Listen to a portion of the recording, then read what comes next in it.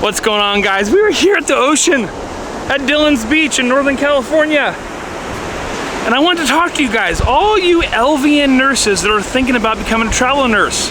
You might be thinking, can an LVN travel nurse? And if you guys are new here, we're a full-time RV travel nurse family. It is my wife, myself, our triplets that are 13, and our 2 big dogs. We've been traveling in our 40-foot fifth wheel around from contract to contract and having a great time along the way. And I wanted to share with you, to all you LVNs, if you've ever thought about becoming a travel nurse, can you become a travel nurse as an LVN? Yes, you can. I'm gonna share some information with you, so stick around.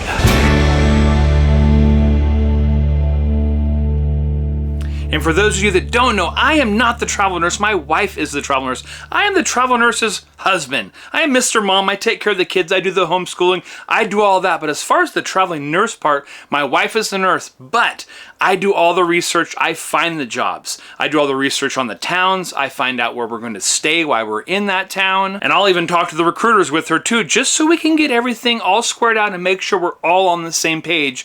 Because this isn't just her, this is our family. So there's a lot involved. Me and my wife are a team. We've been married over 25 years. And out of the 25 years, my wife has been a CNA and a nurse for 24 of those years. So we're like this with everything we do. And now that we've been doing this for a couple years, I have a lot of great info that I want to share with you guys on how you can start becoming an LVM travel nurse. So let's do this. All right, so one of the first steps you're going to have to do is figure out what states do you want to work in. And is your current state that you reside in, is it a compact state? What's a compact state, you might ask? Well, a compact state is a group of states that they all work together as a compact license. And I don't know off top, but there's like 30-something states that all participate in it. And if you're a resident of a compact state with a compact license, you can then work in all those other states with one license. But if you are not living in a current state that is a compact, like California, like where we were from originally, you cannot work in those other states unless you go get a license for that state. Now you can go to other states and you can buy a license and we can get a license in that state, whatever state you choose. So you need to figure out where you might want to go travel. Maybe you want to go out and see different parts of the country, and this is allowing you to do this. So you need to find out if the current state that you live in is a compact state. If it is, you already have a compact license and can go work in those other states. If not, you're going to have to do some research and maybe do some changing like we did. We became residents of South Dakota through America's Mailbox. I'll put a link up here, and I actually did a video on that on America's Mailbox, how to become a South Dakota resident and use America's Mailbox for all of our mail forwarding, our address. It's on our driver's license, all that good stuff. Anyways, if you want more information on that, go check that video out. But if you do like we did and became a resident of a compact state, now you have a compact license. We had to go ahead and buy the South Dakota license, which was like $140, something like that. It was pretty quick to get. Again, we had to wait for California to send the information to South Dakota, but once they got it, it was a matter of days and we had the South Dakota license. We're golden and good to go, and now we can work in any of those compact states, which is great. So do some more research because there's a lot of info out there on the compact state license. Then you can decide, hey, do I want to go ahead and change my home domicile so I can now be in a compact state and travel all over and be free and do what I want? Or am I just going to stick with the state I'm in and I'm going to buy states? You're going to go buy whatever state you want to go travel to. You're going to buy that state license basically, which you can. You totally can. So after you figure out what states you're going to work in, now you need to go actually look for the job. And Google is your friend. And actually how you word your search is going to make a huge difference on the jobs that you find, because there's LPN and there's LVN. Typically LVN is more of like, in California uses it and maybe a couple others, whereas most of the states use LPN, licensed practical nurse, versus licensed vocational nurse. But when you're searching, one of the things you want to do is you can type in both. You can type in LVN, LPN, travel nurse jobs. You can just type in LVN travel nurse jobs, and you can also just type in LPN travel nurse jobs. You will find different things on all those different searches because of how you word. But unless you're typically working in California, most states use LPN. So that's the main one you probably want to search for, is LPN travel nurse jobs. And you can just put in whatever state. Like if you're looking for South Dakota, you type in LPN travel nurse jobs, South Dakota. and then it will show you a list of things that are available. And then when the search bar comes up, it's going to have a whole bunch of different things that you can click on to go look and see of where, different sites that are out there to look for jobs. And I know how you feel, because it can be overwhelming. There is so many things out there to click on, to sign up with, all that stuff. I just go to the basic search engine here on Google where it says jobs, and I'll click down here where it says 100 more, and then that just opens up that screen. Now it's going to show me all those lists of jobs that are in the Google kind of database type thing. And then you can scroll down on the side over here and you can look at the different jobs that they have here, like this one right here, the South Dakota. Let's click on this. And you can see in here the price that it's offering here, some details, scroll down through and you'll see the hours, things like that. And there's a lot of different search options. You can just do the Google. You can go click on these websites like Vivian. Vivian's one I would use quite often to go check. That gets updated daily. And they tend to have some really good jobs on there with really good pay. But Google is your friend, and you can research a lot of stuff before you even actually talk to a recruiter. And I recommend just going on there, doing some searching. Go click on the different sites and see what's available. Some of the sites you'll click on, you can go and it'll just show the list of jobs that are available. You can click on it, you can apply from there. Or sometimes you click on a site though, and it wants you to sign up before you do anything. Personally, I've never done that. We'll just go and we'll find out what's available that we can actually see for ourselves up front, because it's frustrating when you waste quite a bit of time looking at these jobs and then you find out, oh, after getting through everything, it pays $1,200 a week. Just to give you guys an idea of the pricing you can expect to see on these jobs, when we look in, we're typically seeing anywhere from about $2,000 to $3,000 a week for an LPN position, which that's pretty good. And the longer you keep doing this, there's kind of like a little wave of the pay scale. Sometimes it'll go up really high, and then you'll notice for a while it's kind of on the lower end, then it'll go back up again. And COVID has a lot to do with it as well. We noticed lately the prices are starting to go back up. Stuff that we saw for like $1,800 for that type of job maybe a month ago, now we're seeing that same type of job that's up in the 23, 24. So it all depends. And so you're going to notice after you do this for a while, the prices kind of do this, because they're kind of all over the place, up and down. But if between $2,000 and $3,000 sounds good to you for weekly pay, travel nursing for an LPN, LVN is awesome, and you can have a lot of fun doing it. And you can do all that stuff before you ever even talk to a recruiter. Now, you're going to want to get set up with a recruiter, definitely. And when you actually you apply for one of these jobs on here, you're actually going to be getting signed up with whoever the company is that has this contract. And then you're going to be talking to a recruiter from that point. And then it's cool because then you can work more with that recruiter. You can let them know like, hey, I'm not looking at just this job. What else you got? We would do that all the time. We'd be like, hey, well, we're applying for this job in Montana. But we're also looking for Montana, Idaho, South Dakota, maybe Wyoming. What do you got? Well, all the recruiters we've talked to, they love it. They go, oh, let me show you. I'll send you over a list. Now, some of the recruiters, once you talk to a recruiter and let them know your interests, they're going to start pulling together all the stuff they have. And if you ask them to email you, if you don't want to sit on the phone for hours and talk to them, just say, hey, email me a list of stuff that you got so I can take a look at it, and let them know what you're doing. Say, hey, it's myself and my family. We travel in an RV, so I need to make sure this all works for us. Everyone's been very accommodating and said, oh, no problem. That is awesome. That sounds like a cool thing. And they've done whatever we've asked them. We've got to remember, these recruiters work for you.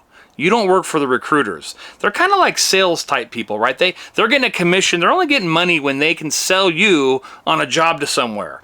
That's just how it works. So keep in mind, they're here to work for you. So let them work for you. Let them do their job and help you find a next awesome job. So it's best up front to be completely open with them and let them know what you're looking for.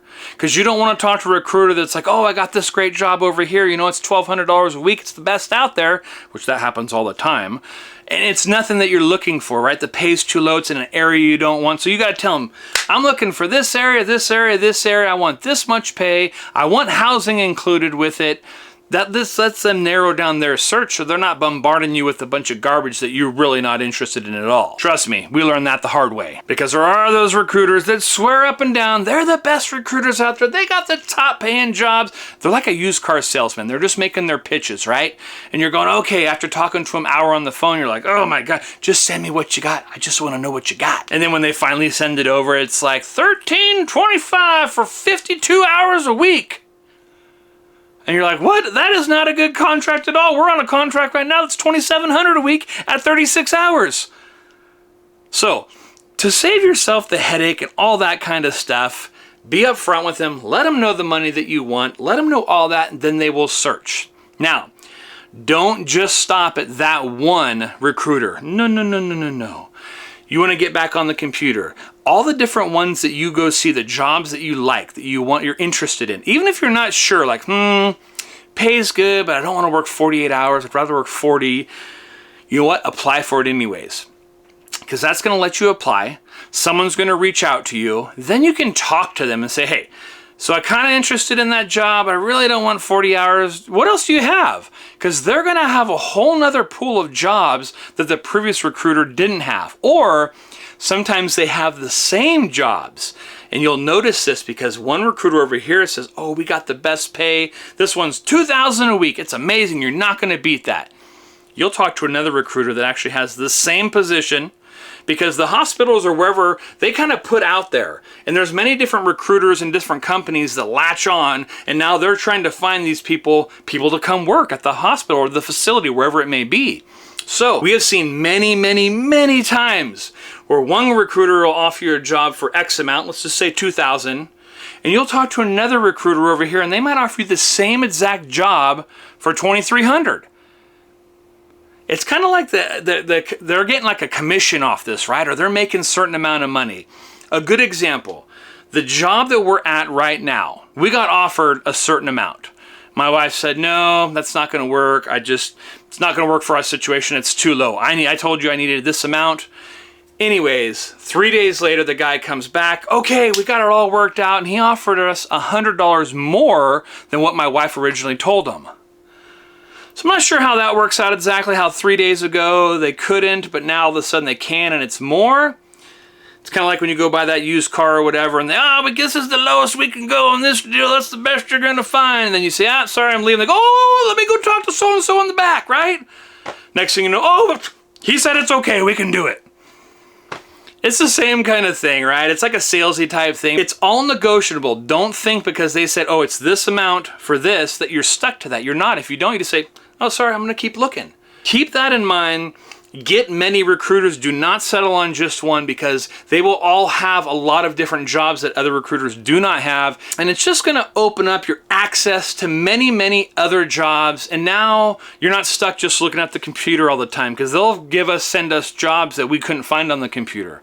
And that's awesome because then it makes your job a little bit easier. Because I know for me, I would spend countless hours researching, looking for jobs. Because then for us, I have to look for the job. I have to then search the area. I have to find out where we're going to stay. What is there for the kids to do kind of school-wise, even though we homeschool, but like what is there to do? But get those recruiters out there looking for you, letting them know what you want to do, and you'll end up finding some great jobs. But just tell them up front, I want this amount of money. I'm looking for this kind of hours. And they'll come back with whatever they have that is the closest to what you're looking for. And it's all can go from there. But one of the nice benefits of being a travel nurse is the stipends you get. Stipends are tax-free money that you get weekly with your paycheck that you don't have to pay any taxes on, which that means more money in your pocket. And stipends vary from job to job. We've had as little as $700 a week in stipends, and we've had as high as $1,400 a week in stipends. So it just depends on the position, the facility, all that kind of stuff, the contract. They're all a little bit different, but typically you're going to be in the $700 up to $1,700 kind of range for stipends, which is awesome because it's all tax-free, which means more money in your pocket. Which brings me to my next thing, housing. What are you doing for housing? Now, if you're in an RV like us and you're traveling, you might be looking for an RV park or places like that. But if you're not, you might be wondering, well, what do I do? Do I have to rent my own apartment? Do I have to do all that? So you're going to have to find out with the recruiter, the company that you're going with. But I can tell you this, most all contracts have some type of housing they can get you. Now, some are really easy. Like one of the facilities we worked at in Montana, they had a little apartment complex. So they actually gave my wife an apartment for free. It wasn't part of the recruiter position thing of their company. It was actually the facility, the hospital had their own apartments. So you'll come into a place where some places are like that, have their own, but then there's some where the actual recruiting company, they will pay for you to have an apartment somewhere, or they will pay for a room or something like that, or they already have a shared little community area for you to use for free. Or you're going to get a generous tax-free stipend. That's what all of them say, is they normally say that you get a generous tax-free stipend or company provided housing. So you need to do a little bit of research when you're finding out about the position that you're looking at, and you need to see, hey, does that have housing with it, or is that something you have to pay out of pocket? And then once you have your contract all locked in and you know what your housing is, whether it's company provided housing or if you're staying in an RV like we do, maybe an RV park or something like that, well, the next thing you just got to figure out is traveling, getting to where you're going from wherever it is. Maybe you have 100 miles, you might have 5,000 miles, who knows? But just get prepared for that. And honestly, that's one of the most exciting parts for me, is traveling and going to all these different places, taking our 40-foot house with us and going out and seeing the United States while working ourselves around the country. So anyways, you'll have to figure out what suits you and your family and all of that kind of stuff. Now, when we travel, we tend to stay at places for free. Probably 90-95% of the time, we don't stay at RV parks while we're traveling. And look, keep an eye out for an upcoming video, because people have been asking me, and I'm going to share that information with you, because we do stay at Walmart's, Cracker Barrels, a lot of free places, rest areas, things like that that are safe, easy to use, meant for this type of use, not something anyone's taking advantage of. I know some people think, oh, you shouldn't be staying at... Some of these places welcome it. They want you to come because then they know you're going to use their business. You're going to give them money by buying products or whatever it may be at their facility. So don't think anything like that. I'm going to share with you guys some great ways to travel and save some money where you don't have to pay to stay somewhere every night. So keep an eye out for that video, because it is coming very shortly. Now, travel nursing can be a lot of fun, but I want you guys to keep one thing in mind. If you've already worked as a nurse somewhere and you've ran into issues where you don't like your boss, you don't like your coworkers, you hate lazy people because they don't do your job, or you got to go do their job, whatever the case may be, you're still going to run into all of that. Everywhere you go, you're going to have that same kind of thing. So if you're leaving your job, you're going, you know what, I'm sick of my boss, I don't want this, I'm going to go travel and go do other things because I want different people. Awesome. I recommend doing it, and I think you should. But keep in mind, the same BS will be everywhere you go, everywhere. And the reason you're going to these jobs is because they're short-staffed. They already don't have enough people, so they have to bring in external people to fill the duties and fill the jobs to take care of the patients, right? So just know going in, you're walking into a show. You know what I mean, right? I know you do. And that's not going to change. Every job you go to that's a travel nurse contract, they are short-staffed, they are needing extra help, so it's going to be a little hectic. But if you are one of those people that can deal with the hecticness, put all the BS aside, just focus on you and doing your job to the best of your ability, you can be an amazing travel nurse. You get in there, you kick ass, you make good money. 3 months later, see ya! And if you're one of those strong nurses like my wife, like she's won the leadership award. She's just very caring, a very amazing, amazing nurse and wife and mother and all kinds of things. But she is one of those people that does her job always to the best, right? She doesn't settle for less. She doesn't cut corners. And if you're one of those people that just takes your job serious and always wants to do the best, you're going to go to some of these places, and it could be a little frustrating because you're going to go. They're going to have other travelers there that maybe don't care as much as you. They're just like, I'm just here for the money. And they'll even tell you that. They're just there. They really don't care. They don't care about the patients. They don't care. They're just there for the money, which everyone's just there for the money. That's the only reason everyone works, right? So making the best of what you're doing while you're working is going to make all the difference in the world. Is if you have a good day, a bad day, if you don't like your work, if you like your work, however. But I can tell you this, go in there with a great attitude and just keep that attitude. Even though everything's falling apart around you, maybe, you just do you. Do your job, do the best you can. Don't buy into all the drama and the BS that's associated with that facility you're at. Do what you got to do when your contract's up. You walk away, boom. There you go. If the place burns down and falls down behind you, oh well, you're done. You did your part. Look at those crazy kids out there freezing their butts off. I tell you what, we're just your typical American family. Not a lot of money, just enough to get by, travel this country and have a good time, seeing new things, teaching our kids right from wrong, and just living the best life we can. If you're into that kind of thing, please consider following along. We have a lot of cool stuff coming up, more travel nurse stuff, more RV stuff, filming locations, and some really cool other things. So I'm hoping you guys continue to follow along. All right, guys, that's it from today, from the nice, cool Lawson's Landing at Dillon's Beach in Northern California. We will catch you on the next video, guys. Have a good one. All I want in this whole life, a little red house and a country wife, a picnic table out on the lawn, a couple of kids and a couple of dogs. Work all day to 5:30.